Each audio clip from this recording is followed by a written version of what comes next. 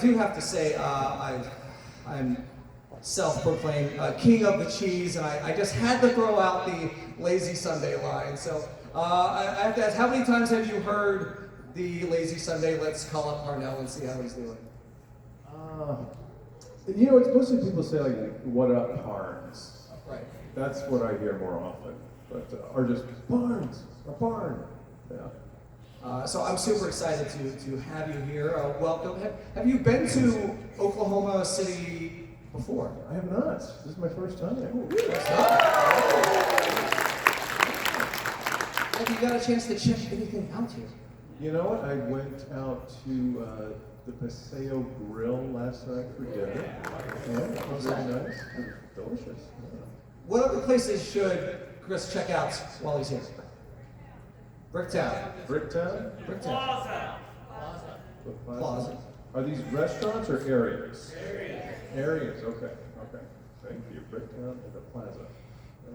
Now, do you get a chance when you're going out and about to conventions to check out some of the areas, the cities that you're in? Or is it mostly airport, hotel, convention, hotel, airport, and back home? It's mostly that.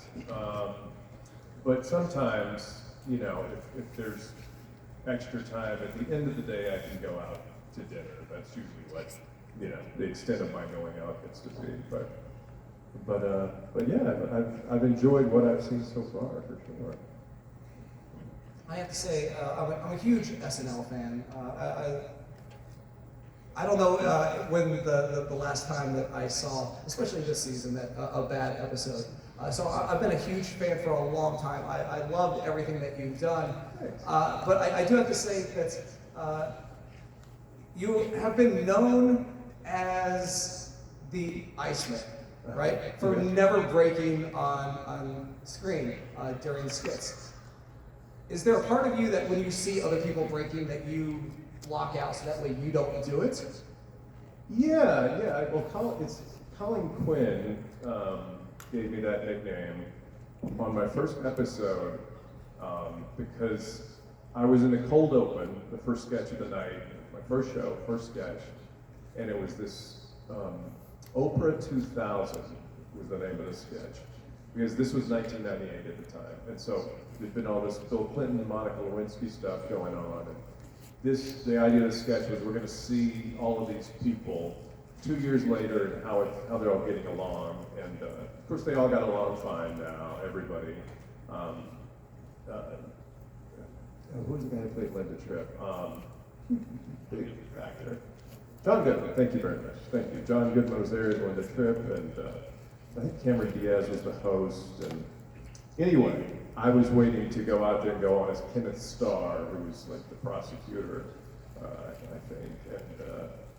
And you know, I guess Colin saw me over there at the side of the stage, just sort of relaxed and focused in character, and called me the Iceman because he was surprised this is my first show.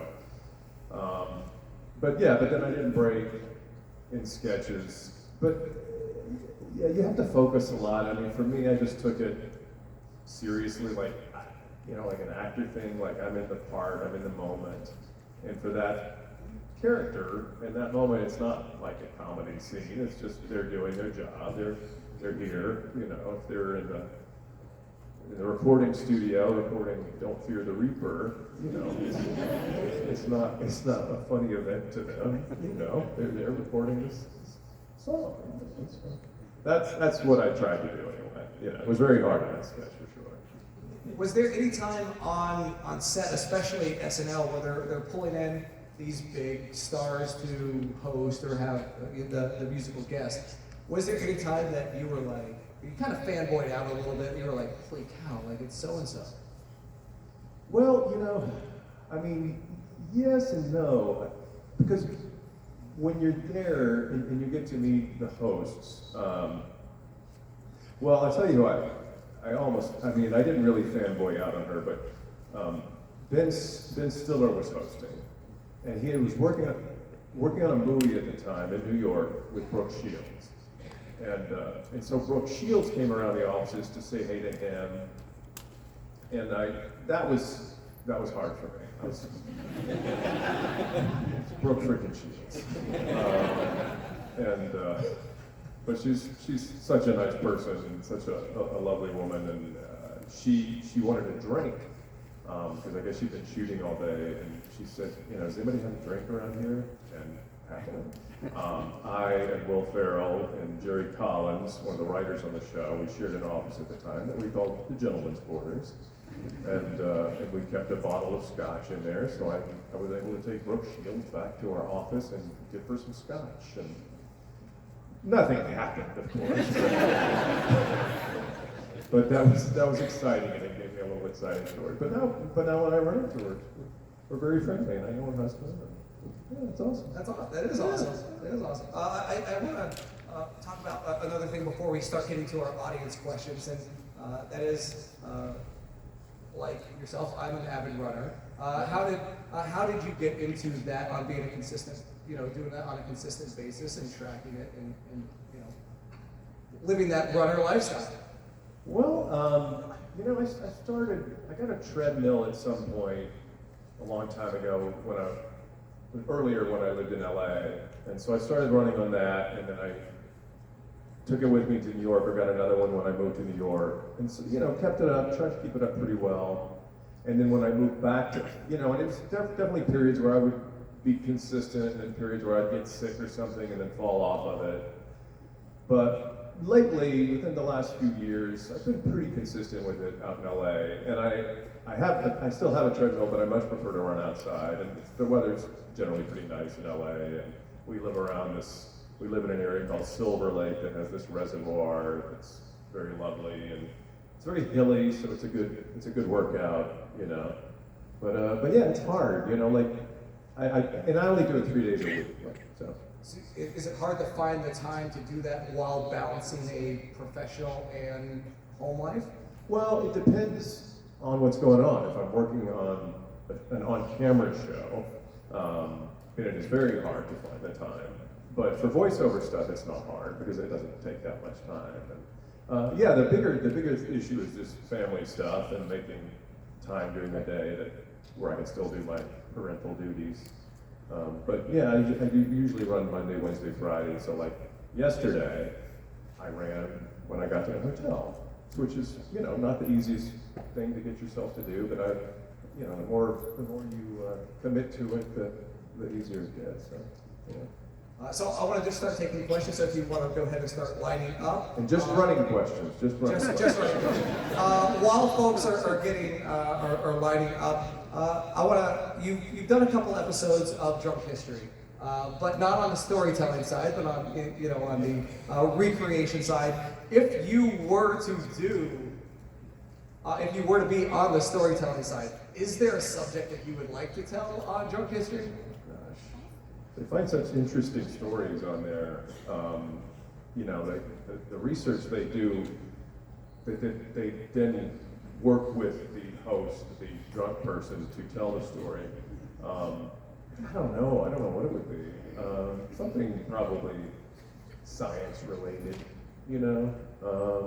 But I wouldn't want to do it because, I like alcohol a lot, but I don't want to drink that much. I don't want to drink so much that I'm like that.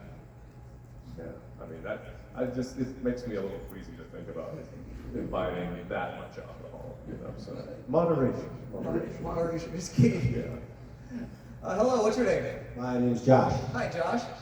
So, Chris, we heard a little bit about Lazy Sunday earlier, and there were some parodies after that came out. Out of those, what do you think would be the best parody of Lazy Sunday? That would have to be Lazy Ramadi. I remember that one. Yeah, you remember it because you were in it. You did it. Yes. Thanks for the shout out. Sure, absolutely.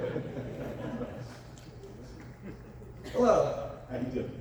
My name's Walter. My brother and I, our favorite sketch from SNL, we quote it to each other all the time, is the son of a bomb group sketch for Will Ferrell's The Bomb Group.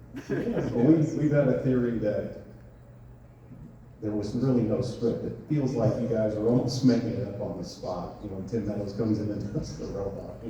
And that's my question. Was it heavily scripted, or did you kind of wing it? No, it was fully scripted. Yeah, but the thing with Tim coming in at the end, that might have been on the fly, because that's what really, I think, broke Molly Shannon. Yeah, I don't remember how that played out.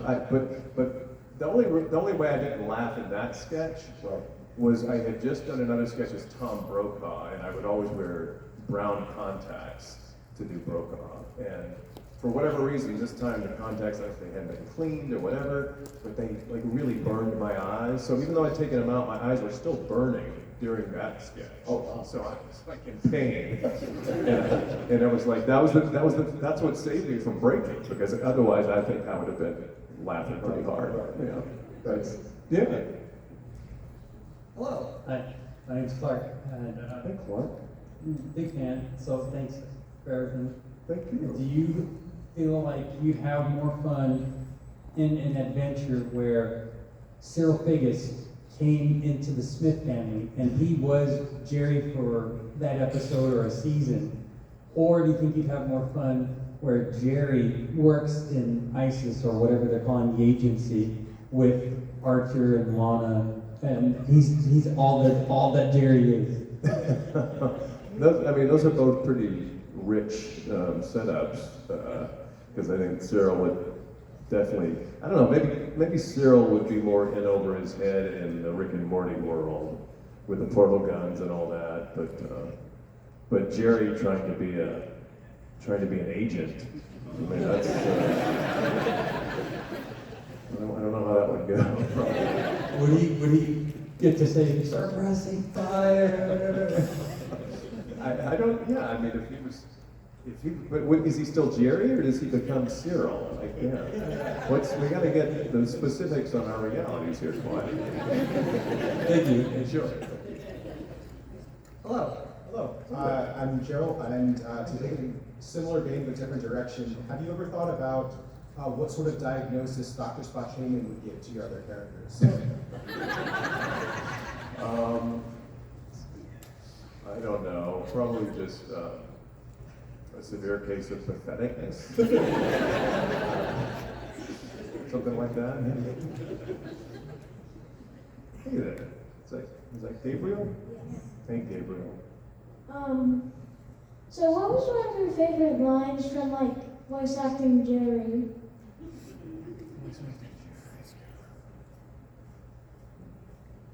Well, I've been signing things today, and one that I sign a lot is, I want to take 2 strokes off my golf game. So that's one that people seem to like, and I like. But there's so many good lines. I get so many good lines as Jerry. Do you have a favorite one? Well, I think it's probably the one that you signed on, like, the picture was Jerry with the shotgun. Oh, I am the Jesus Christ of Christmas. Well, that's a good one.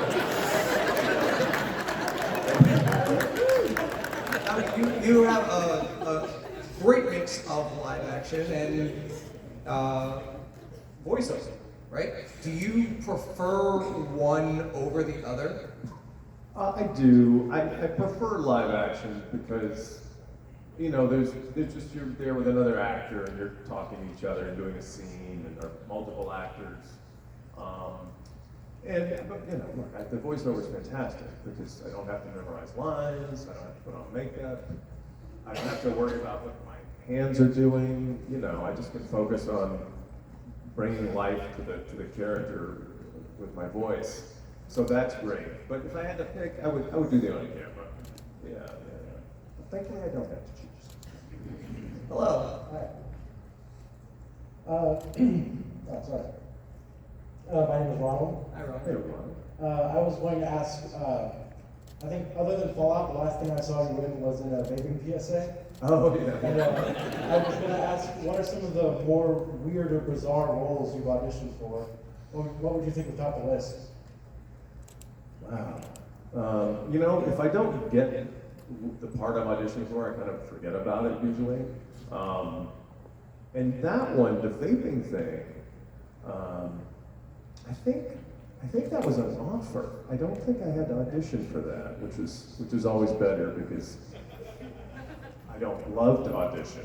And it tends to happen that if I audition for something, I don't get it. But if somebody has a sense of me and what I do and what I can do, and they offer it to me, then that's obviously preferable always. That's what happened with Fallout. It was an offer. I didn't have to audition for the Cyclops, which was great, and that's when that happens. That's ideal. But I was the Progressive Insurance box. For those of you who remember that, and that was awesome because it was so well written. So it was such funny writing on those, and I got to be this, cheesy insurance box. Who gets to claim that? But yeah, I don't know if I can remember any. There was one show. What was it called? It was on FX. It was about a guy who's like a dog too, or it's like a person like Wilfred. Yeah, Wilfred. So there was an audition for that that I didn't do because it involved the dog licking the character's nether regions. And I just thought, oh, there's not much that shocks me, but that's just too weird. I don't want to, I can't do that. I don't like that. But I guess that would be it. Yeah. Hello. Hi, I'm Levi Self. I really like you as Cyril and as Jerry. Out of those two roles, which one do you generally prefer portraying? I really can't pick. I mean, I love things about them both, and they're both so well written. And this is a question, as you might imagine, I've gotten before, but I can't really say one over the other because I love doing them both. And, I like the spy action sort of / office boring part of Archer. And then the sci-fi, other dimensional adventures of Jerry are great. And they're written so well, it's impossible for me to pick one. Absolutely. Yeah. Okay. Well, thank you. Hello. Chris. Hello. I love all of the characters you play, but one thing that really stands out is your voice. So I was wondering if you use your voice differently after playing all these iconic characters. Use it differently. I don't think so. No, I mean, I tend. I think just if anything, as I get older, my voice settles a little deeper. So I might have to make a little bit of an effort to, take it up a notch higher, a little more nasal for Jerry or for Cyril, even though I know they sound almost exactly like me. But I don't know that I use my voice any differently. No, you don't say something sometimes and you're like, man, that sounded a lot like Jerry. I don't. I don't think so anyway. You could ask my wife, but I don't think so. Hopefully not. Thank you so much. Sure, thank you. Along the same lines, have you called and ordered pizza as Cyril? No, we do it all online now. I don't know if you've heard about the internet. What? So we'll talk about it. Hello. Hi. The last thing I watched you in was the Fallout TV show, which has been hugely successful. Yeah. Do you notice yourself getting recognized more often, or how do you feel about the reception of how big it's become? Oh, it's such a great public response. And then so many people at the conventions I've done since that came out have brought it up, who've seen it, and were pleasantly surprised to see me as the Cyclops, which, like I said, I was thrilled to do, because I knew it was going to be cool. I mean, the production value and the scope of it was pretty big, but I didn't really know what it was all going to look like until it aired or streamed. And yeah, I think everybody's just been, I haven't heard anybody say they didn't like it. People who were big fans of the game were skeptical, but then were totally won over by it. And the degree of detail and things that they put into the show to, you know, bring the video game to life, but then also tell their own story.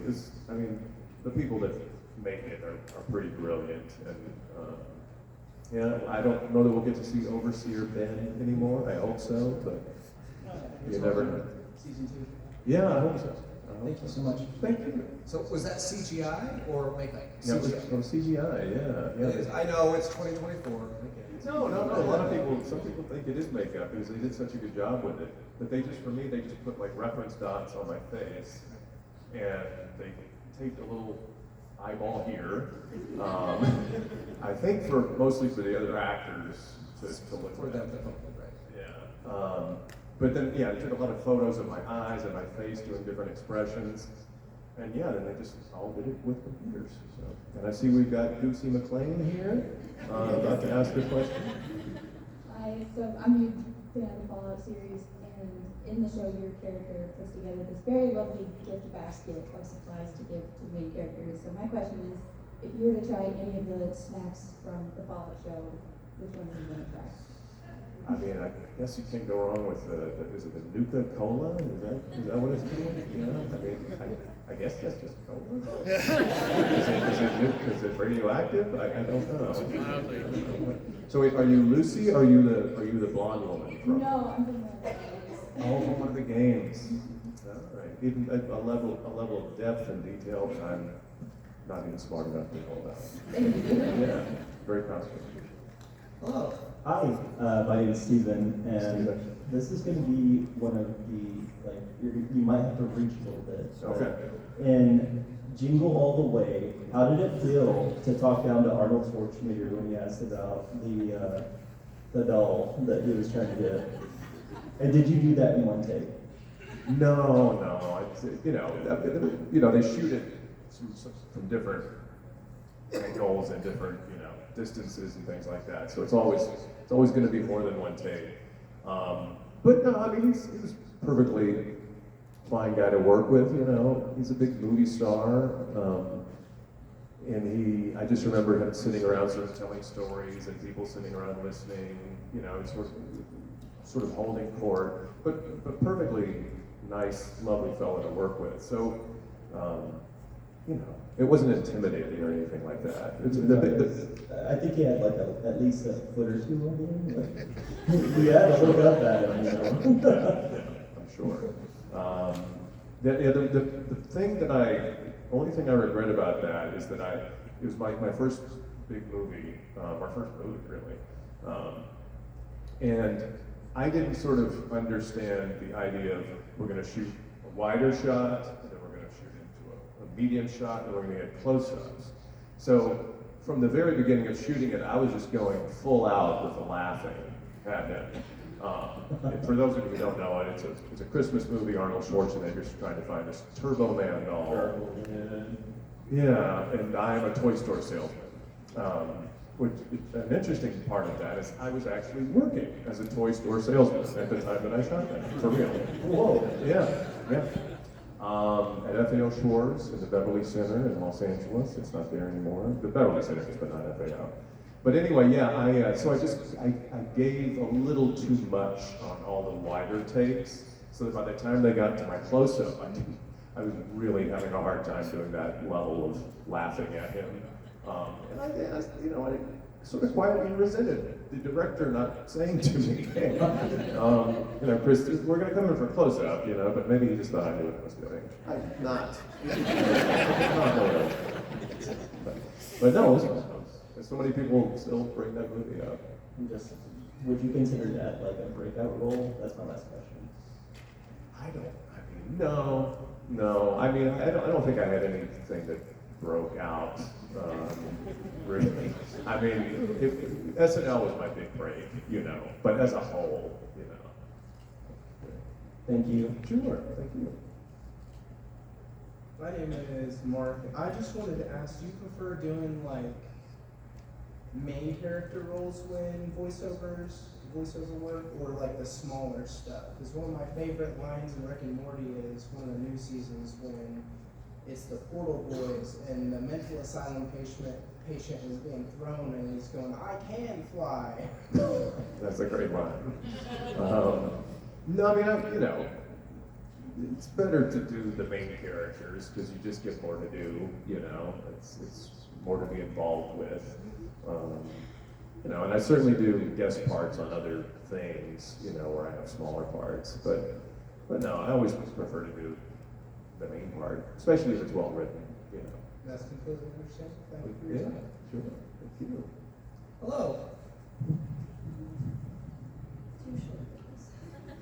Hi, my name is Gabby. My question is, on the set of Rick and Morty, did you have any opinions on like whether you prefer the voices of Justin Roiland or the new voice actors that have come in for Rick and Morty? Well, first of all, there is no set. I mean, like, behind the scenes, that's what I mean. I'm giving you a hard time. Well, you know, I always like working with Justin, but we all record separately, so we're just in the booth by ourselves, obviously. So, you know, I think everybody was fearful and skeptical when we didn't have Justin anymore. We had to let him go. But they put so much time and effort into finding Harry and Ian, and put them through such a ringer. I mean, just so many stages of auditions and sort of test auditions and, okay, play him like this, and play him like this, and play him like this. But it's fantastic because they're both such sweet, lovely guys, and they're so excited to play the parts. They're such fans of the show. And, you know, they've been doing these voices on their own for years. So it's really ideal because, They sound just like yeah, and they're I amazing. tried to tell the difference. Yeah, I know. They're amazing. And it's, so to have two people that are that enthusiastic and happy to do it, and just such good, nice guys, you know, it's fantastic. Yeah. Yeah. Thank you.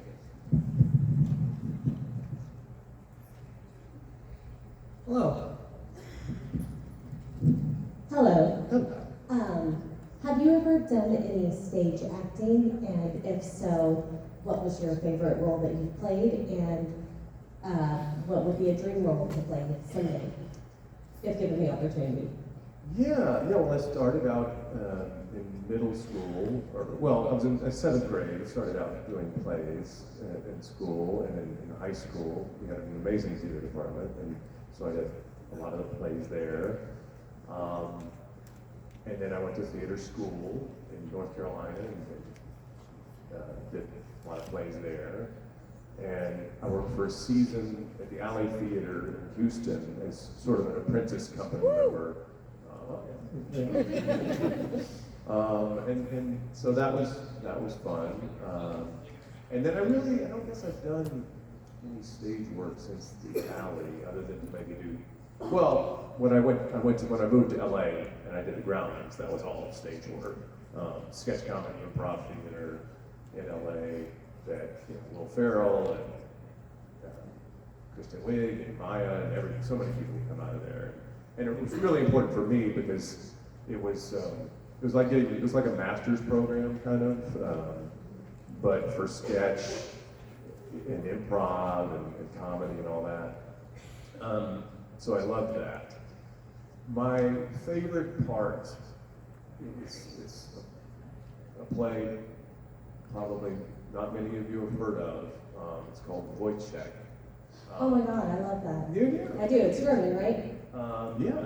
Yes, it was one of Sarah Kane's favorite plays. Oh yeah? She's a British playwright, sorry, big theater nerd. Okay. No, I actually know that one, so yeah. Oh, look at that. So yeah, that was in college. I played the part of a doctor, I can't remember his name, but we did it all in masks. And so it was very, we could transform completely, and we were behind these masks. You bring them to life with your body and your voice and all that. It was just so, I don't know, it was, people who saw it didn't know it was me, and that was very exciting, you know, like my math teacher in college was like, I didn't even know that was you. And so that was fun. I mean, just because it was so, I don't know, such a transformation, I guess, you know. And these days, most of what I do is not so much of a transformation, you know. It's mostly me being a version of me or a little different, but that's all right too. So. Thank you very much. Sure. Thank you.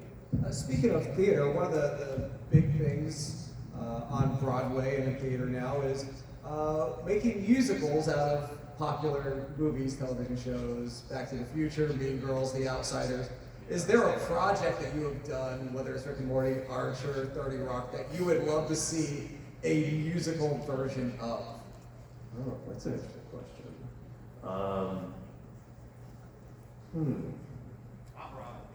Hot Rod the musical. Yeah, I mean, it's there are a lot of fun things. I mean, all the things that have been named. It's just, I guess, for me, it's a question of does it need to be made into a musical? what do we get out of that? And is the music going to be good? And you know, I think they succeeded with Mean Girls. But yeah, I don't know that any of my stuff needs to be made into a musical. Hello. So Michael Gambon famously said when he was playing Dumbledore that he had no idea what was going on ever. Really?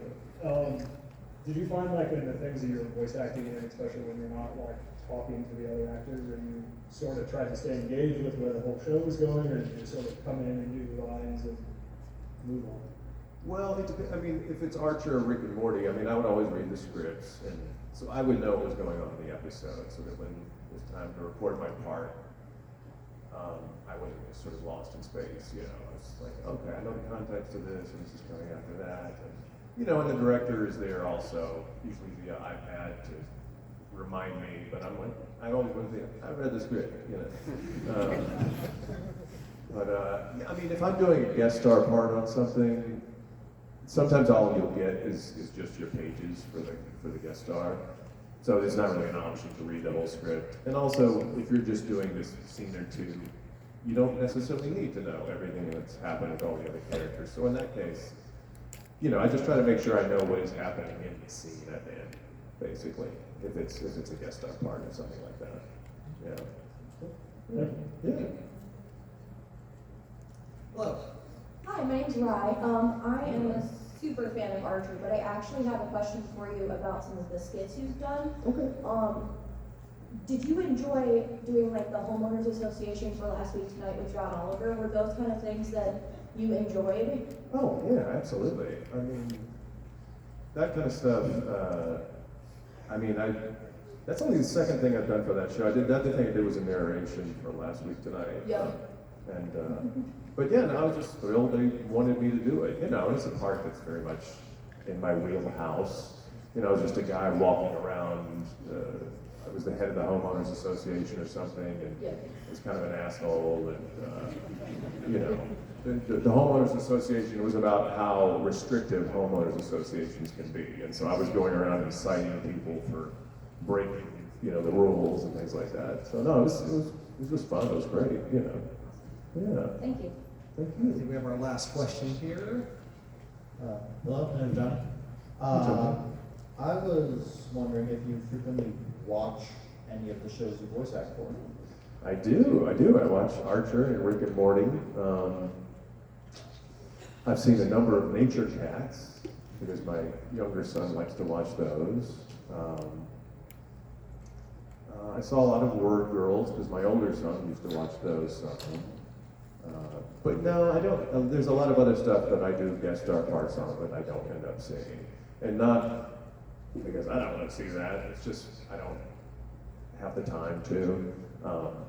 Mostly that's related to just being a dad. I only have a little bit of time at the end of the day to watch TV if I want to. And if I do, I'm gonna probably watch sci-fi or something dramatic or something like that. You know? So I'm not going to necessarily watch an animated show that I do a voice in, unless it's Rick and Morty or Archer. Yeah. So we do have one last question here. Hello. Hey, Mr. Parnell. Hello. My name's Clint. Hey, Clint. I thought it was a crime no one mentioned your stint on Brooklyn 99. Oh, thank I was hoping you could give us a funny Andy Samberg's story. Gosh. Of course, there's also Hot Rod. You know, Hot Rod with me. Yeah, well, it's not. I mean, it's not really a funny story, but you know, just the whole way that Lazy Sunday came to be, with those guys, Andy and Akiva and Yorma, just approaching me when they first got on the show, and they said they'd seen my Weekend Update raps that I'd done and liked them, and they had done some stuff on their channel on YouTube, or I guess what was Channel A? I don't know if that was even YouTube yet, but they had done some stuff. And asked if I wanted to do it with them, and I was only too happy to. And then later on, we got to do, they toured some as The Lonely Island, and brought me in for several of those shows to do Lazy Sunday, which was really fun, to perform in front of, you know, huge audience. I mean, we did Bonnaroo, that was one of them, and just a massive crowd of people doing this Lazy Sunday thing, and most people didn't know that I was even there or was going to come out, so I got this great reaction, and that was so much fun. And seeing those guys, they're so relaxed with it, they're so, you know, easygoing, they're so confident and calm and nice and normal. Yeah. Sure. Thank you. Then before we go, I just want to ask, now, except for with the exception of live theater, SNL, doing things in front of a live audience, when you're doing shows like Archer or Rick and Morty that mean a lot to a lot of people, you don't get that feedback. So can you tell us a little bit about what it's like coming to shows like GalaxyCon and being able to meet these great people and hear their stories about what those shows meant to them? Well, it's incredible. You know, we used to go as a cast for Archer to San Diego Comic-Con every year for many, many years up until the pandemic. And that was great. You know, I would see fans there, get to interact with them some. We'd show an episode and do a big panel, and there would be some questions there. But it was very different than doing these on my own, because when I was there, we would be signing stuff sort of in a row as a cast, you know, and you had a little bit of fan interaction.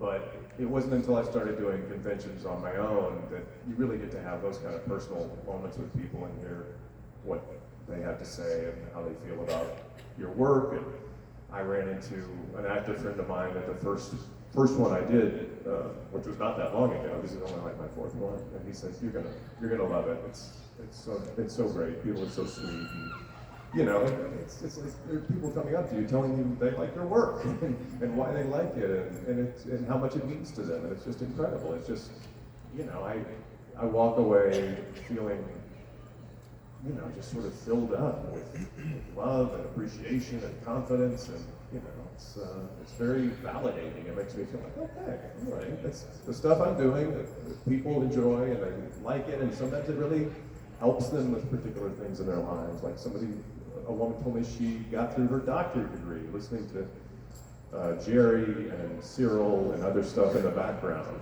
because she liked the soothing effect of my voice. So that's great. That's so nice. Well, thank you for hanging out with us here in Oklahoma. Thank you all for hanging out with us. Thank you. Are you going back to your theater now? I am in about 10 minutes. All right, great. So one more time, please give it up for Chris Parnell. So before we go, if you guys want to gather up by the stage, gather up, stand up, everyone. We're going to take a stage selfie here to commemorate this occasion.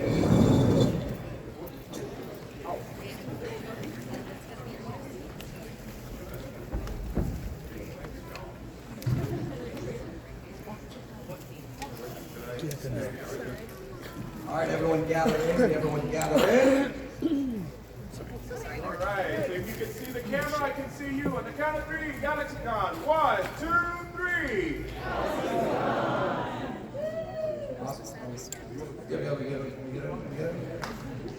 All right, one more time. On 3, ready, GalaxyCon. 1, 2, 3. Thank you all, and by the way, right outside this door, you can buy this photo right now. In about 10 minutes, go to Chris's table and he will sign it for you. So you can buy that right now. Yeah, it's just like Disney. Merch right outside the ride. Thank you all one more time, GalaxyCon.